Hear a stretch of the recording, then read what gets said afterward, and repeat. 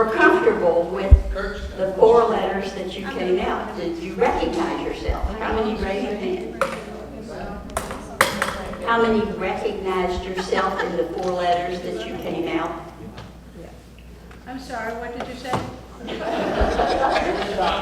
How many, am I talking too loud? No, please, we were just, You need a Oh, microphone. how many, no, I've got a microphone. Oh. How many recognized yourself in the 4 letters that you came out? Well, not necessarily. Sometimes you don't. But the other thing I want to know, I was talking to Don before everybody came in. I was surprised how many of you had not been exposed to the Myers-Briggs. And I think it's because it was developed at University of Florida, so that was in Gainesville, so close to Jacksonville, you know, it was just widespread over this area. How many of you had taken the actual Myers-Briggs before? Oh, good, okay. Well, this is what I want to make sure you know. How many of you came out differently than the first time you took it? Okay, that's not that many. But anyway, the reason you would possibly come out differently is the research from Myers-Briggs says if you take the test when you're quite young and you have nothing to prove, so to speak, you test what you are.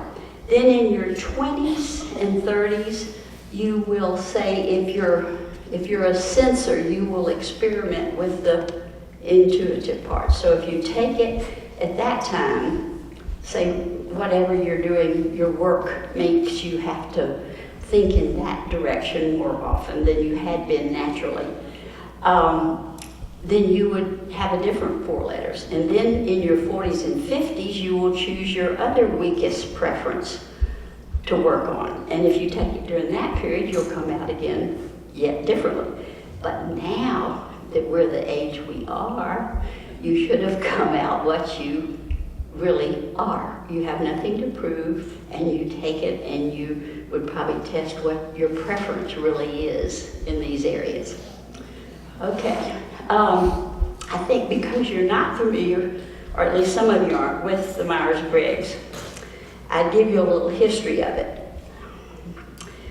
Oh, but before, I want to remember there is no test, instrument, or inventory that can accurately measure your uniqueness. There isn't any such thing. All right, about the middle of the late 1800s, we had several famous people beginning the study of modern psychology. And these are names, even if you're an engineer or whatever, probably recognize. Adler, Freud, Jung. And it's Carl Jung that we'll emphasize today. They decided to join together in a project to decide why people differ.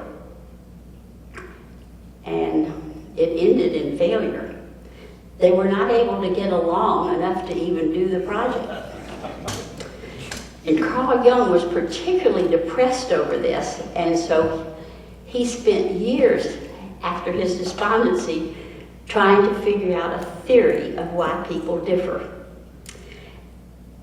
And then, this was about in 1940 that he came out with his theory. And in the 60s, by 1962, Isabel Briggs and Margaret Myers, who are mother-daughter team professors at the University of Florida, came up with the original Myers-Briggs inventory.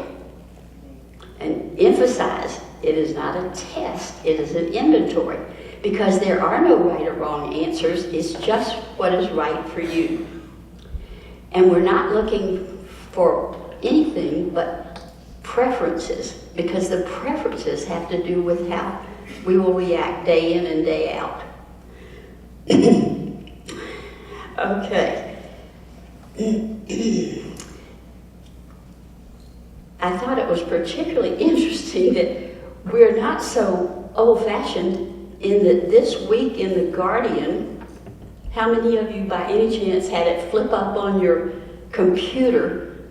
The Guardian put out one, "What personality are you? How the Myers-Briggs test took over the world." I thought, wow, are we ever current? All right. let's go ahead on, this is a continuum.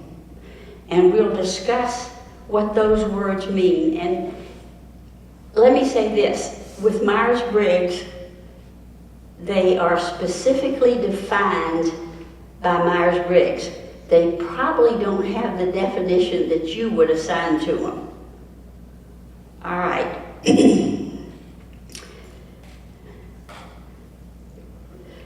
And always it's tempting, I think, to divide things into binary values. You know, we like to say it's this or that, but not on this continuum. You will not be definitely this or definitely that. You will move along that continuum. All right, let's do the first one. We call this one your favorite world.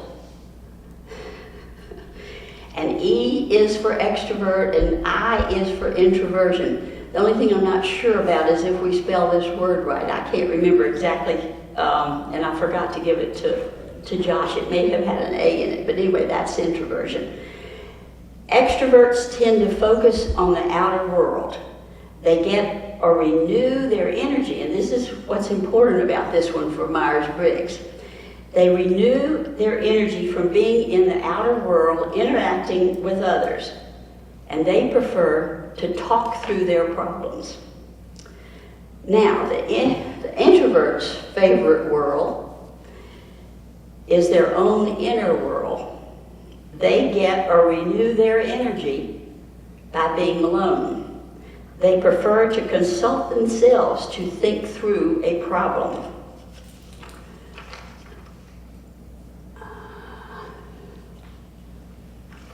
Right?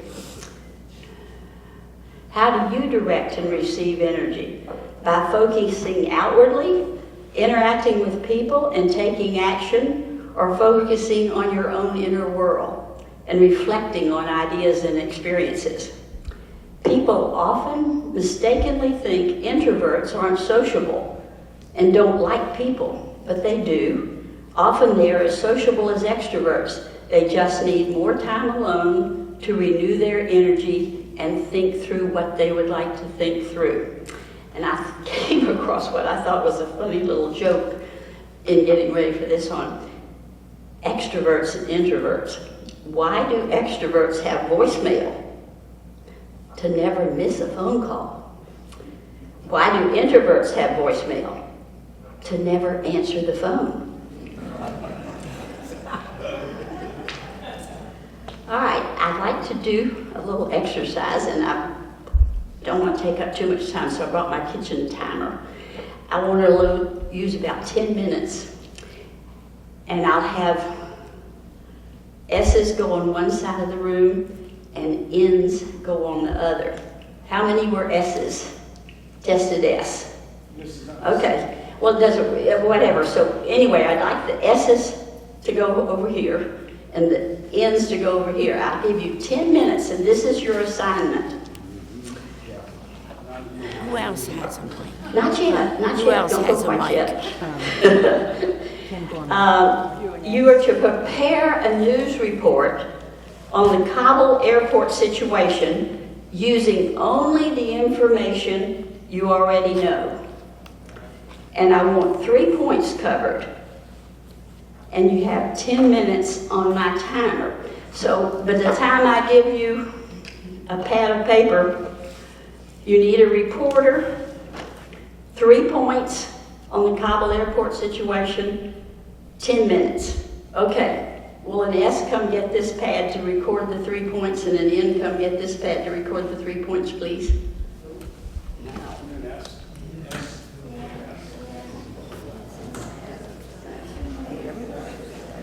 Are you an S?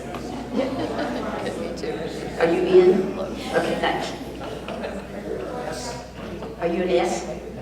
Super. Thank you. Thank you. S is this way. S is this way. This is S and N, not E and I. No, it's S and N we're doing. S and N. Sensing and intuitive. S? No, I'm an S. Here then, get out of here.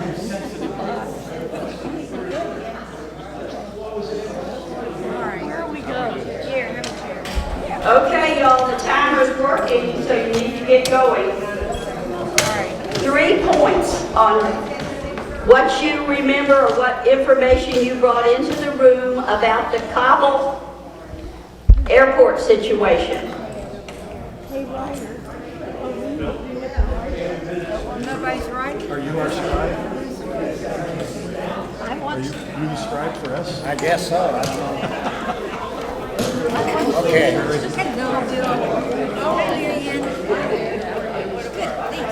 Okay, this is. second flight's going out. What's that? The second flight from Brussels going out. On the news just now. What did you say? The second flight. The second flight. The first one's already gone. And the second one is loading up. Good. I didn't know about the second one. I only knew. Are we supposed to talk about Kabul? Only the What second. did you say the 3 points we were supposed to Yeah, cover? what are the statements we're supposed to do again? What you came into the So now we're meeting supposed to do with. again. I'm hearing questions. Right. What are the 3 points? Okay, let me say one more time what I want you to do. I want you to come up with 3 points, 1, 2, 3, about the Kabul airport situation in Afghanistan. I would say disgraceful mess. Just on the information that you are bringing into the room, what you remember about that One situation. is mess. Yeah. Disgraceful mess. Yeah. Taken the military out because we took the other people out. That's right. And the other people before the military. Well, Hanging off of the planes. What we know. yeah, that's something that probably everybody realizes. That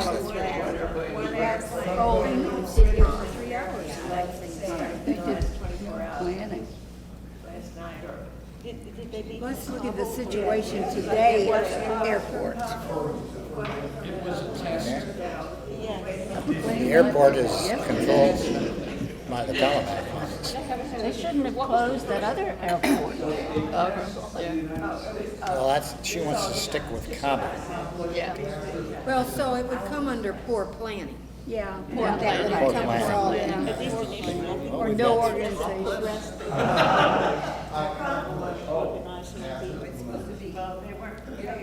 Well, it's going to be interesting to see if. Want to read those out loud? Okay, first is mess, people falling off the plane, and then poor planning. Or execution. Same thing, isn't it? No, planning is Well, goes planning's before one thing and the execution is another. It's right now. How did they enter? What about lying? What about no truth? Something on that, where you can't trust what anybody says on both sides. Well, of course, that all comes under poor planning, I guess, and poor execution. I guess everybody want to replace mess with something else. Well, she said disgrace.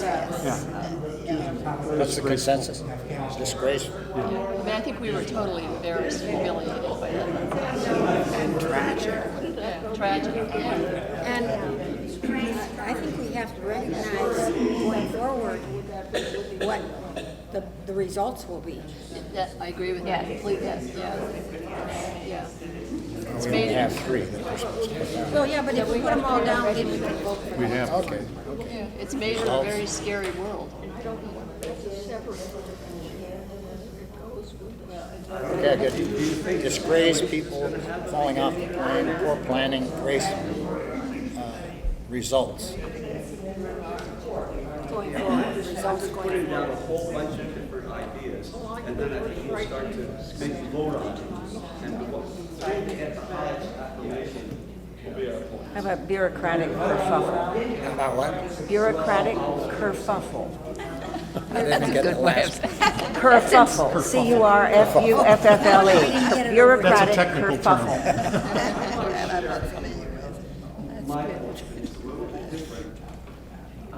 I have to keep my mouth shut because I'm an introvert. No, you don't have to. You think, and then you speak. Yeah. You can put it out and then you can go home and be alone. Me too. may want to. pastor had a beautiful prayer about the situation in Cobble. Okay, So what do we have? we got disgraceful, people falling off the plane, poor planning, results going forward, and then the bureaucratic, whatever that last. Kerfuffle, it's a great Scottish word for mess. We're just trying to Poor be nice. execution. Before they went over. And his prayer I was think you could put poor planning and execution together. They were both bad. convinced that it That was can be not. three points. That's one, Yeah, yeah, poor that's planning okay. and execution. Where I'm from.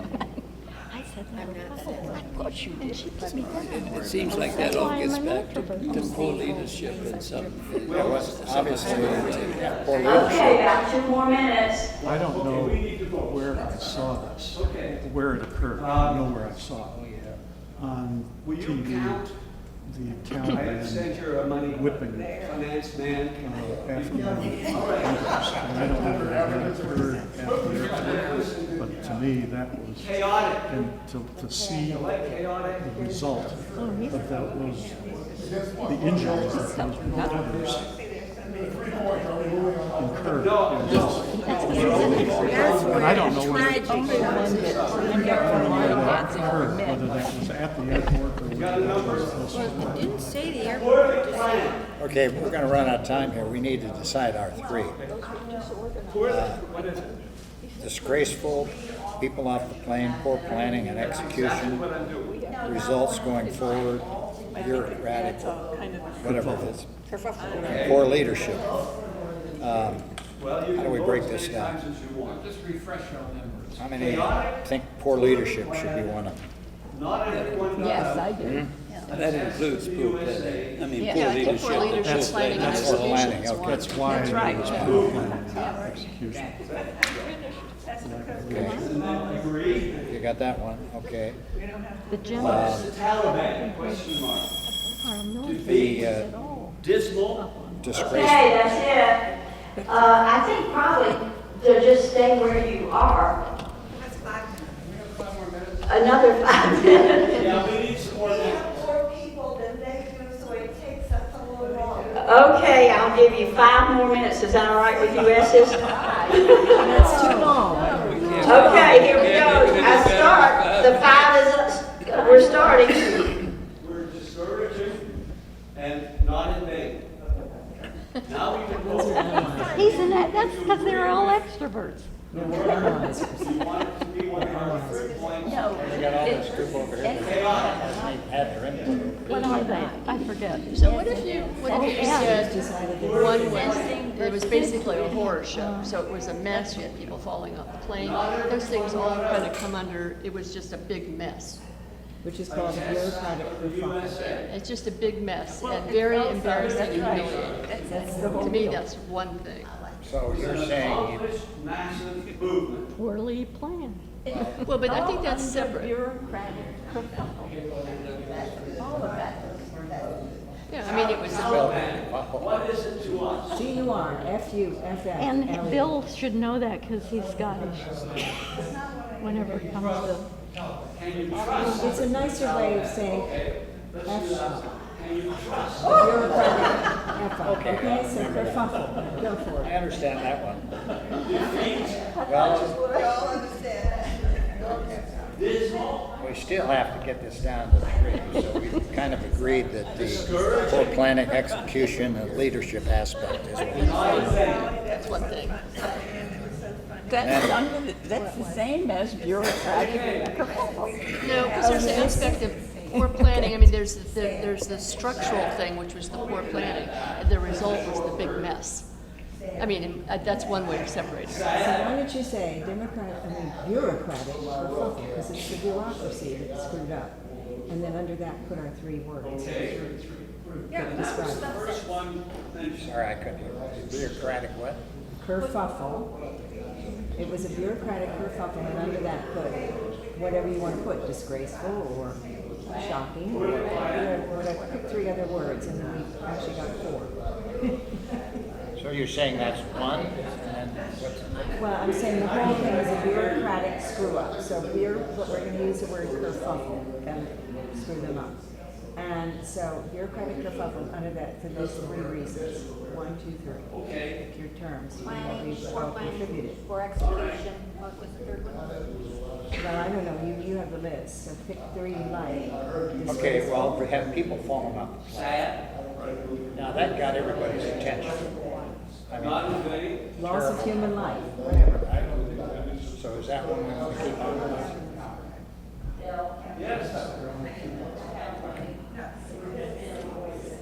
Inhumane, inhumane.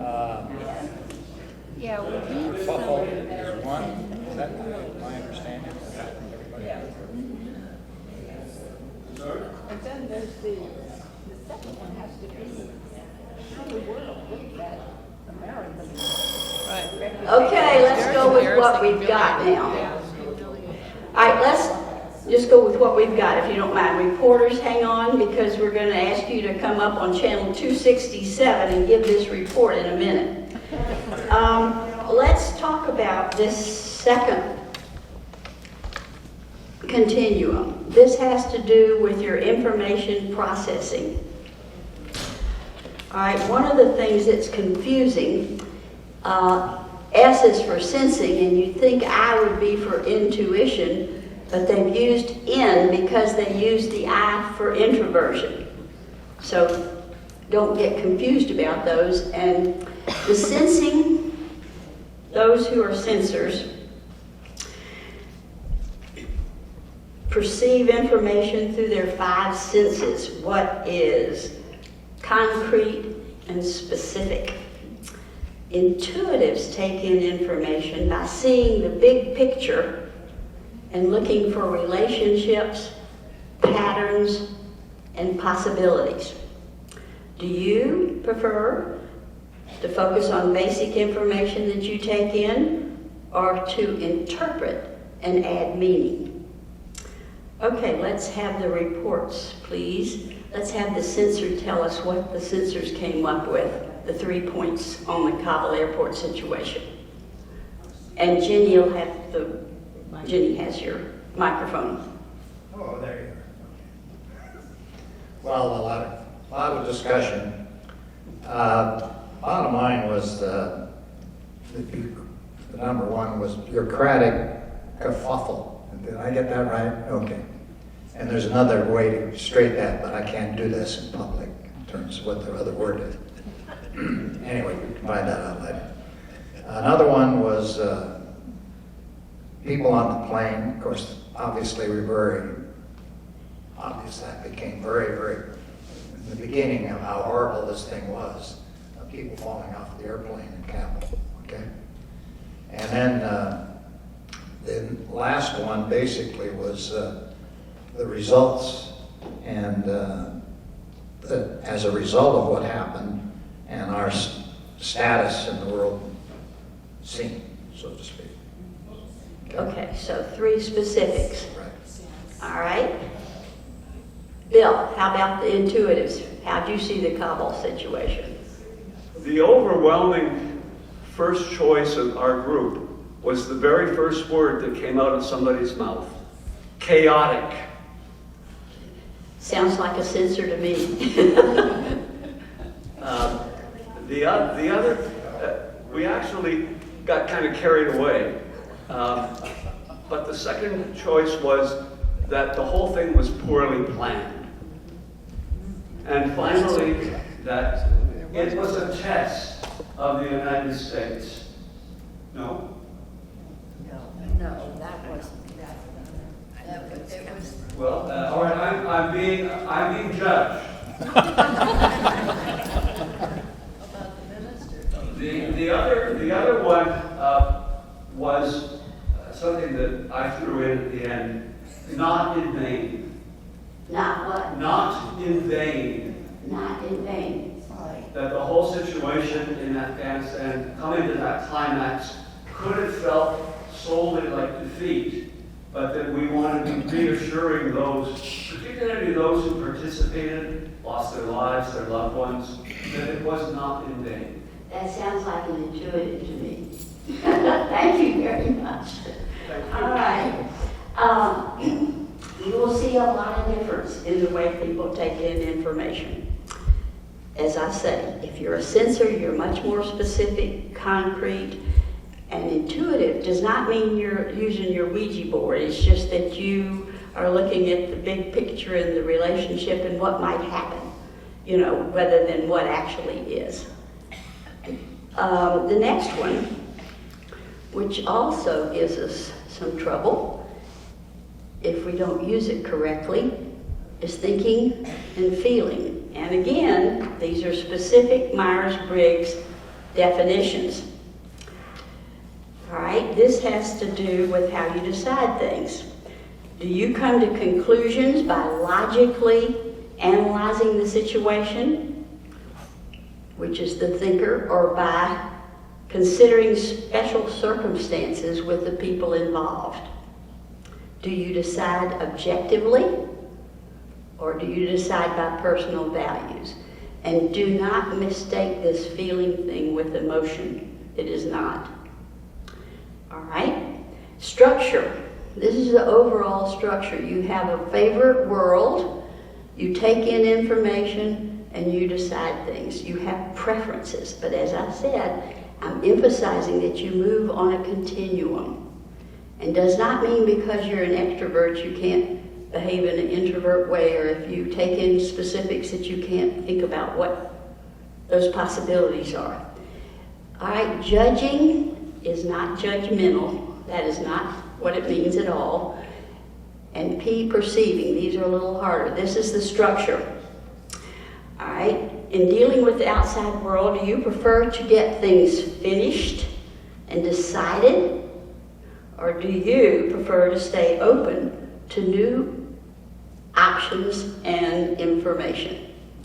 All right, let's see how these 4 traits work out in everyday life. You're attending a current events discussion. The first one, usually to speak up, will be an extrovert.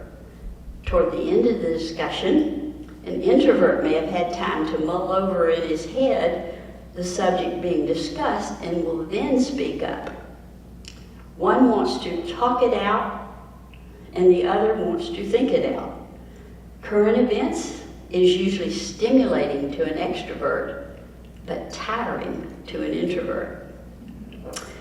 All right, on the information gathering, there's been a traffic accident and the police officer is interviewing the witnesses. First is the S. She says, the new 2021 Mercedes was heading north on A1A when the stoplight turned red. When he sped up and was hit by an older model Chevrolet coming from Dolphin Court. Notice all the specifics. Next is the N, who's the witness. He says, a late model car was going rather fast when the light may have turned. The driver may have been adjusting his radio or talking on the phone and didn't notice the light when another car hit him from the side. One witness was more concrete and specific, and the other saw possibilities of what might have happened. All right, and now we get down to the F and the T, how that works in everyday life. A manager of a manufacturing plant, which has been losing business during the pandemic, has been told that he must lay off 25 people immediately. The T, the thinking one, the objective one, turns to her assistant and says, get the starting dates of the last 25 people hired and give them termination notices tomorrow. The F asks his assistant to do the same, except he takes the 25 names home and decides individually who will get notices, certainly not the one whose wife has cancer. One manager makes a totally objective decision, the other based on personal values. All right, now the J and the P, how does that work in everyday life? It's Saturday morning at Blondie and Dagwood's house. Blondie hands Dagwood her list of honey-dos as she is scurrying around to get the house straightened. He groans and says, I was thinking it would be nice to go play 9 holes of golf or maybe go look for a new hot tub or go on a picnic because we don't know if it's going to rain. Blondie is planned, decided, and orderly, while Dagwood is spontaneous, flexible, and open to possibilities. Now, here's where the rubber hits the road. How does each type see the other? An E may see an I as unsociable, never has much to say in a group, will not look you in the eye when talking. A bump on a log. An I sees an E is always too busy, having too much to say. A married couple with strong E and strong I may have a hard time finding time to be together. An S sees an N as never having the facts straight, tends to exaggerate, wants to always try something unproven. An N sees an S as pedantic, mundane, too predictable.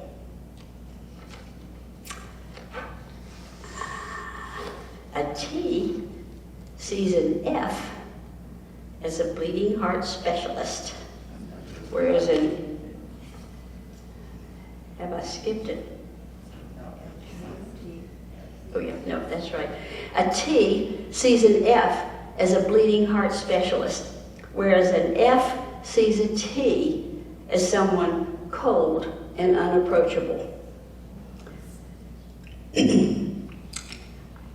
Now the J and the P. The J's decide things, according to a P, too quickly. They don't make good decisions because they do it too quickly. But the J sees the P is never getting around to deciding anything because they're still mulling over all the options. How much better we would be if we used what in Myers-Briggs terms they call the zigzag method.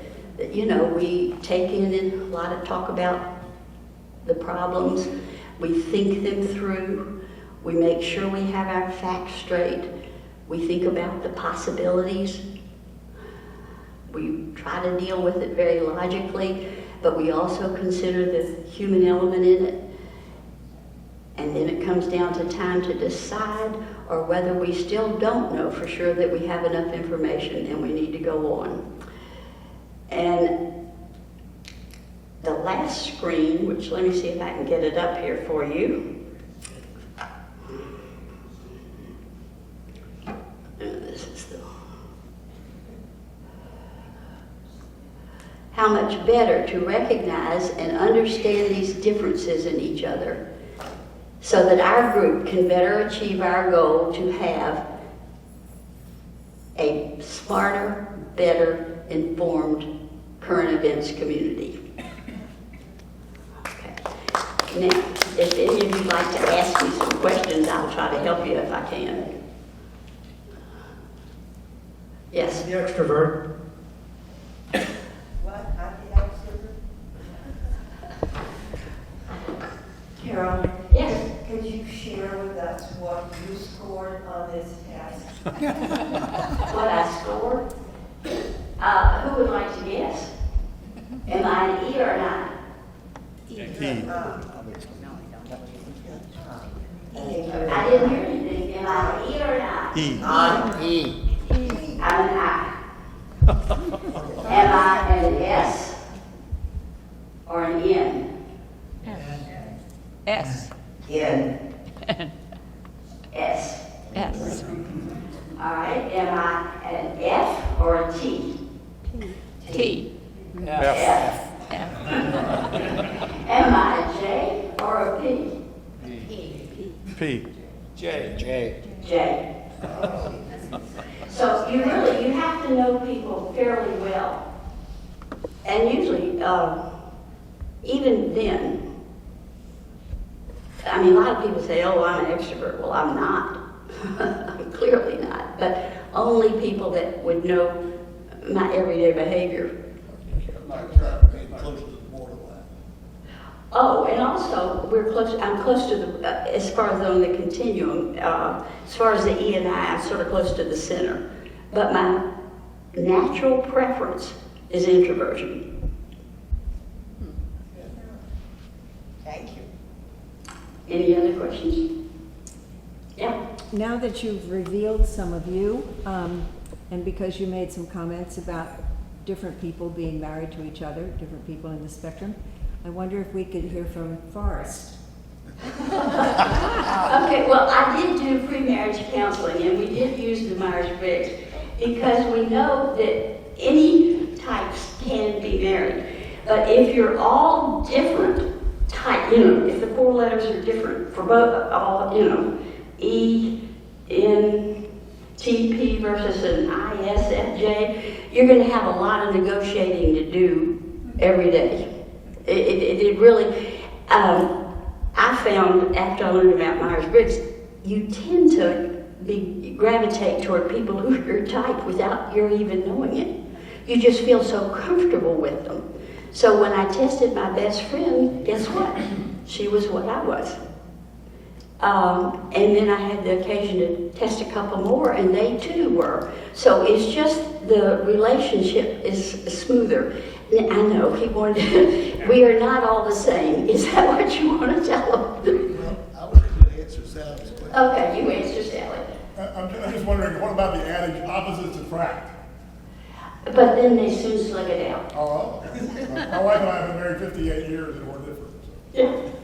Well, you've had a lot of negotiating to do. Well, or you can zigzag. You can make it, if you understand what it is, unless you look at it in a negative way, like I said, where, the rubber hits the road when the one looks at the other one in a negative way, then you do have trouble. But if you understand where they're coming from and how they see things and how they want to do it, you can work with it. Yeah, if I find it very attractive, as a matter of fact. If I had to look at myself all day, I'd get really bored. Right. But if all the points are different, it really is a lot more difficult. I'll answer Sally's question for anybody that has any interest. And Carol is not through with me yet, I should say. I'm an ENFP. She and I agree on the E and the F and not on the N and the P. Yes. I'm just curious, so this is looking at individuals, but would you apply some of the same view to groups of people? For example, Republicans versus Democrats. I mean, you see such a divide in the country right now. I wonder if there is, kind of broad views of that. No, it has not ever been applied to groups. Just the individuals that make up the group. That makes sense. Yes. Bob? But Charlie, or Forrest and I are the same, just to point out how people who think alike politically have the same score. I just said my score is exactly the same as Forrest, so politically we must be very similar. Well,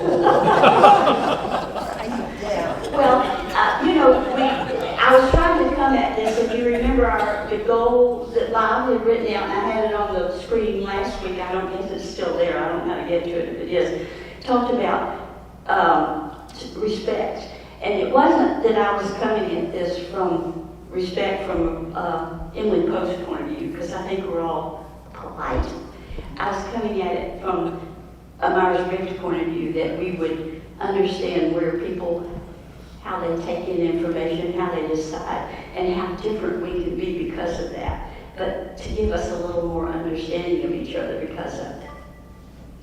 You find that most people you tested feel comfortable in their own skin, or do they use the information to try to improve towards what they wish they were instead of what they think they are? I think they tend to, if they just understand that one trait isn't any better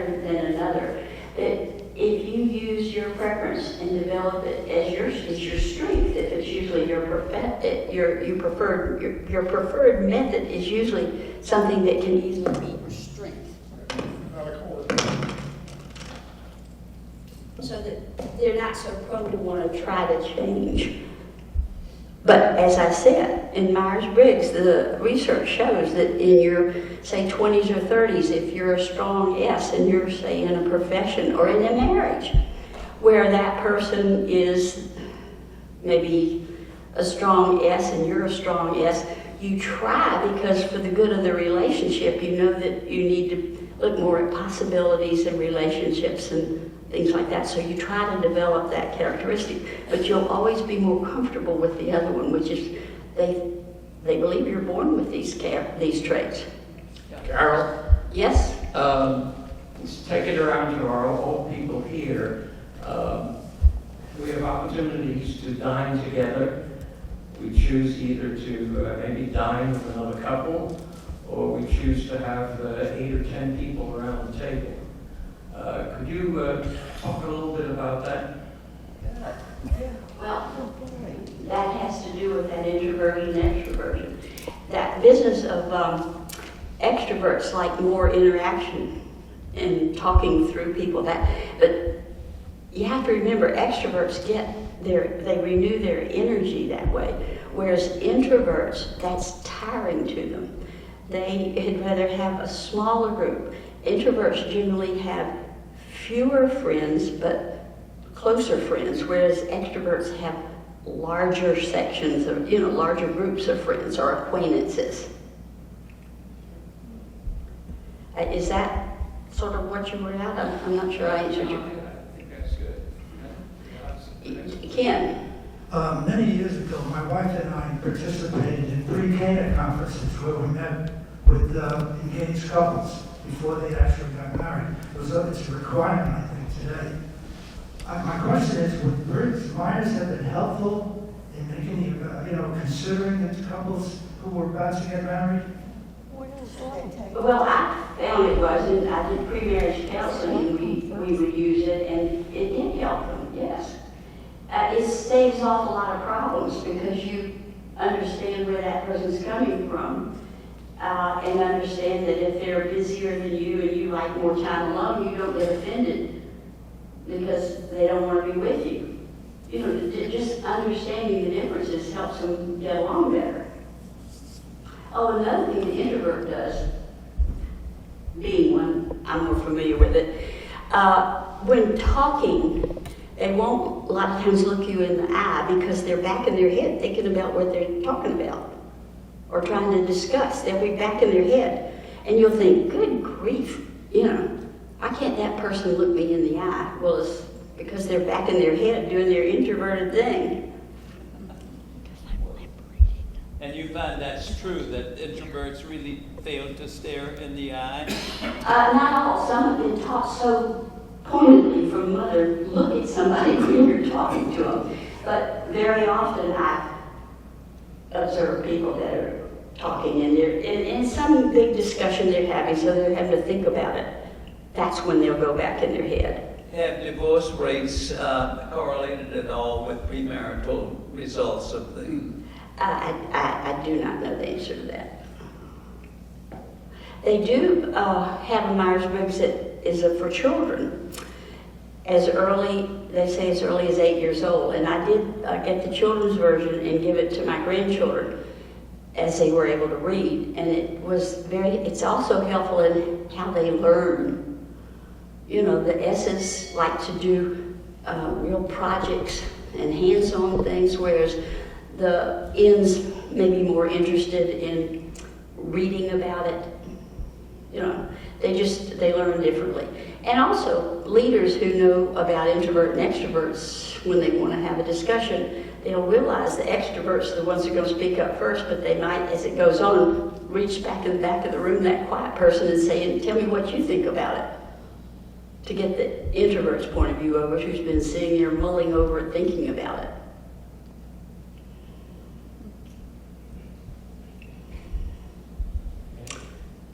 Or we're just going to have one big happy group.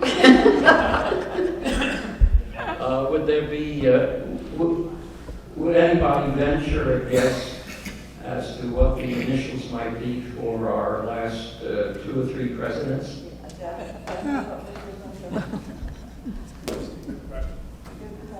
You know? Of course. I don't know. And I always hesitate to guess because just like y'all couldn't guess mine with certainty, you really have to be with a person, almost live with them, or be very close to them to really know what they are. I was going to say something else, but if Charlie knows, I'd be curious what the president's. Yep. Do you know, Charlie? I'm sorry, what did you say? Do you know the Answer to that? answer to the 2 presidents? No, I don't have the answer. Kind of Okay, then observe like everyone else does. Yeah. Too political.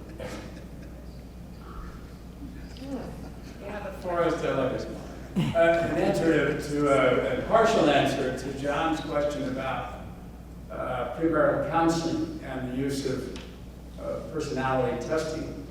I Googled it, and it says that divorce rates are lower among the population that has counseling. Now, whether that's, if they tested, do you use Myers-Briggs or some other test? Do you use any test at all versus just talk people through versus run into marriage without even talking to somebody?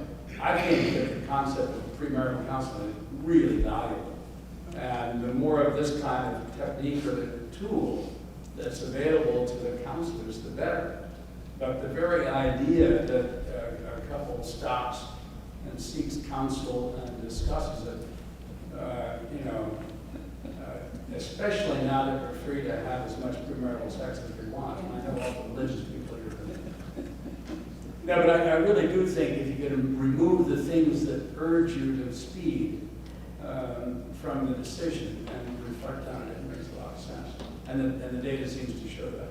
Well, I have 3 children, and of course I we did Myers-Briggs with all of them before they were married. And fortunately, they are still married. That's about all I know as far as research on that goes. I have a question. I had mine come up that I could be 4 different things. Did other people that have that? Okay, so you have your 4 letters? Yeah, Everybody, mine said I could be this or that or this or that. You're all 4. You're all 4. Did other people have that? Your human metrics came up that way? Yes. It said I could be ENTJ, ENFJ. You must have been right in the center on everything. INFJ. I think I am, because that's how I tested years ago. I can go any way. AC juicy. Well, it sounds like you must have been right in the center and you continue on every one. I don't think that's impossible.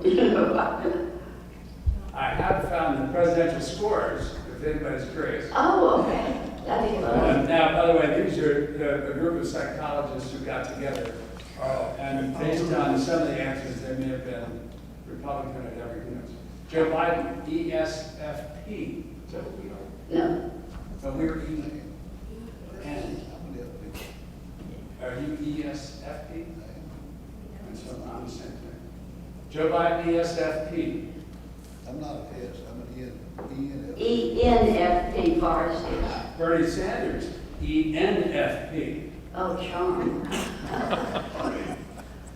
Lord.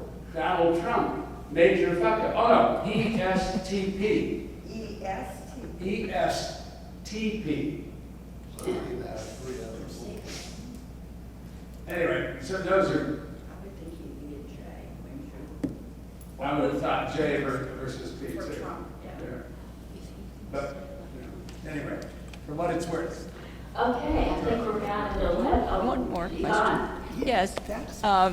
Wait a minute. Can people, think, okay, it's better to be this or that, Hold on to and the then... microphone, Yvonne. Yeah, hang on. Oh, I thought you had the From microphone. what I heard, Thank there is no type better or worse than any other. Each has its value. But somebody could perceive that being an extrovert is better than an introvert and try to manipulate the test. Absolutely. That could be done, yeah. Yeah, oh gosh, that could be done. That person would be an M for Carol, that. how high do the ranges go? I mean, like 1% to what, 150? The mine has some at 30%. What does that mean? Well, I think it's the continuum is on a 100% scale. From 0 to 100, if you're 30, you're about in the middle. Not quite, but. Charlie? I am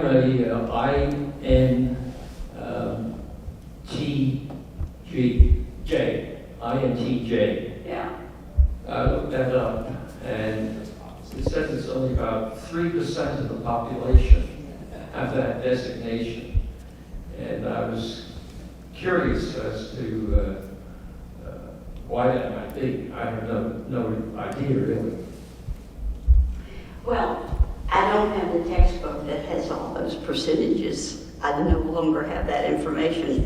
They do have it. Myers-Briggs has it, but I'm not privy to it at this point. Because I did away with, when I moved, I threw away all my stuff. I thought it was a rather low percentage. I think so too.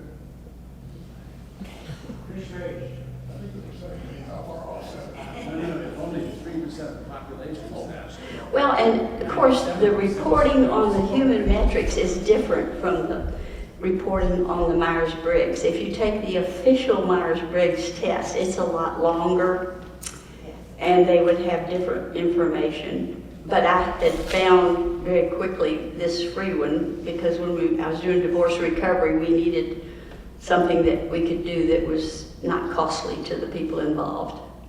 And so since it comes up, it's based on Jung's theory, and it comes up with the same 4 letters. But if you were to actually do the Myers-Briggs testing and pay for all that, you would get all the percentages and all of that.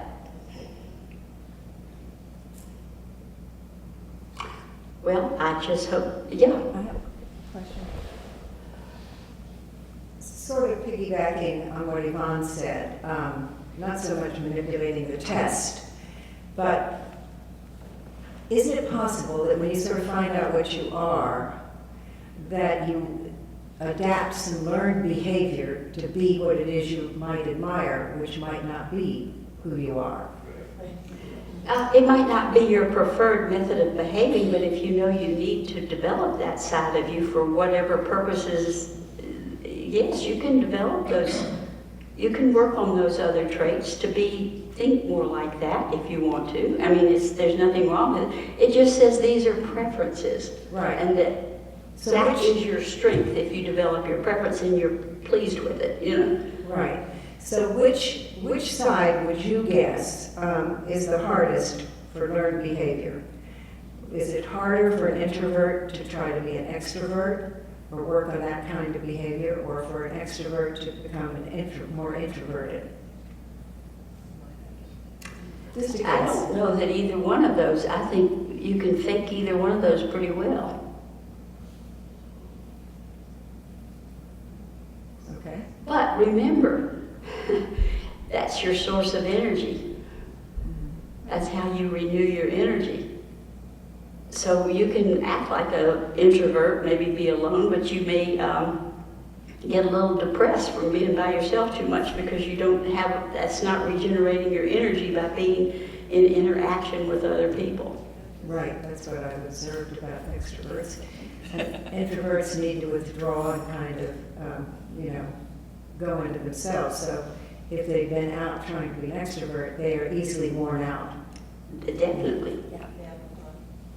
That's what I was going to say. If you're an introvert, but because of perhaps the position you have or whatever is expected of you, you have to act like the extrovert, you're probably completely exhausted. And finally, when you get into your old age, you are so happy to become that introvert. Well, as I said, when you're young and you don't have pressures on you, you are what you are. You maybe work on those other things as you have the need for them as you age and go through different stages. And then now that you're where we are, we can just be comfortable with who we are and go with your strengths, which are your preferences.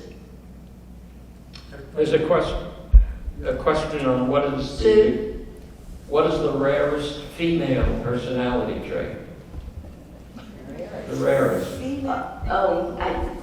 If you look it up on Google, I really don't know. Yeah, well, that's okay. I'm just sharing the information. It's INTJ is the rarest personality type for women. In fact, only about 0.5% of the population, INTJ women, they have the rarest of any style.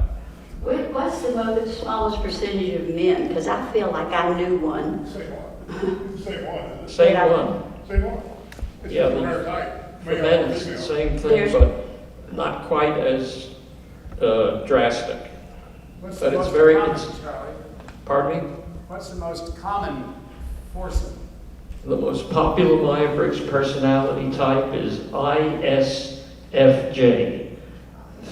14% of the tested population fall under the introverted, sensing, feeling, and judgmental classification. Judging, not judgmental. Carol? Sue? I think we have to remember that this is a continuum, and it is situational in some circumstances. We can be more of an extrovert. In another situation, we could lean a little bit toward introvert. It's not an absolute. No, that's what I keep trying to emphasize. That's why that continuum, you can move along that at any point. It's just that you have a preference.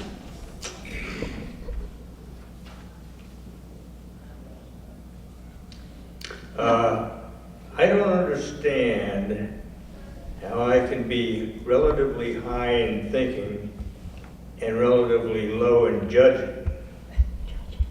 The two seem to be kind Well, judging, high in thinking. Who was that? Yes. Okay, well, thinking is that you're logical.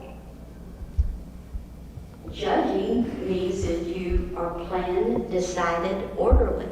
They don't have to, they're not contradictive of each other. They're not.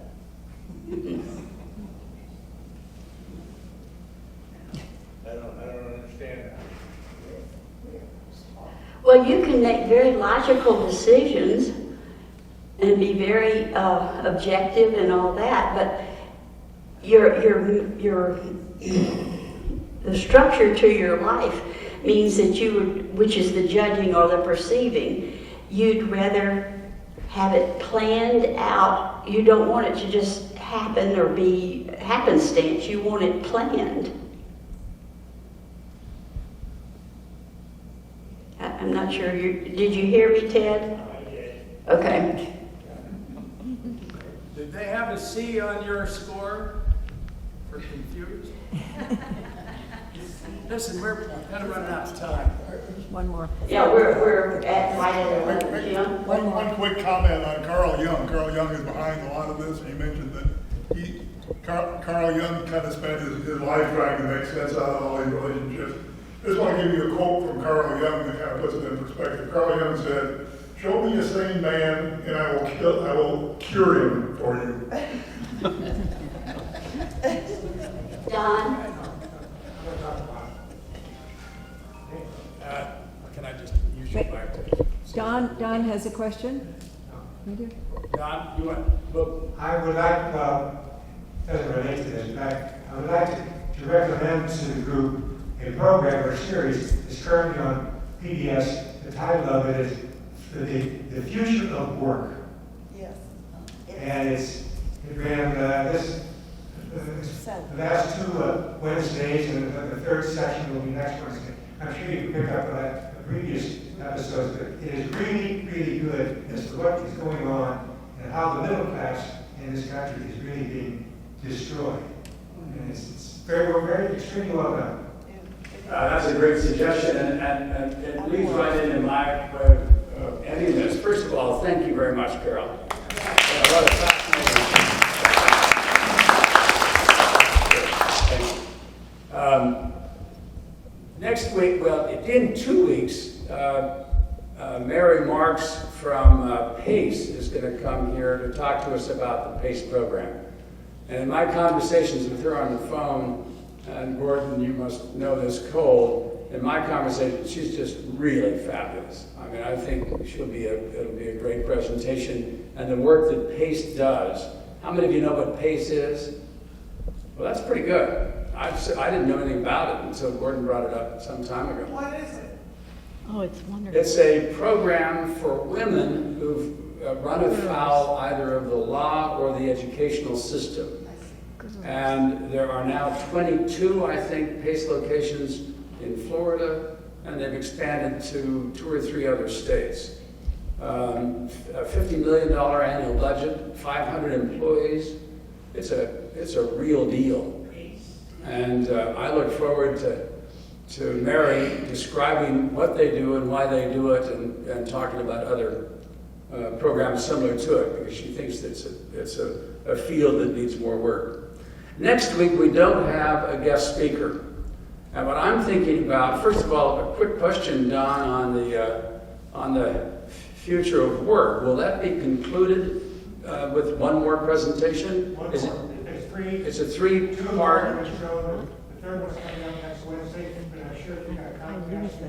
Do you think we'll be able to have the opportunity to see that before next Friday's meeting? I would think if you, on your local TV, you can pick it up on your TV, I can't.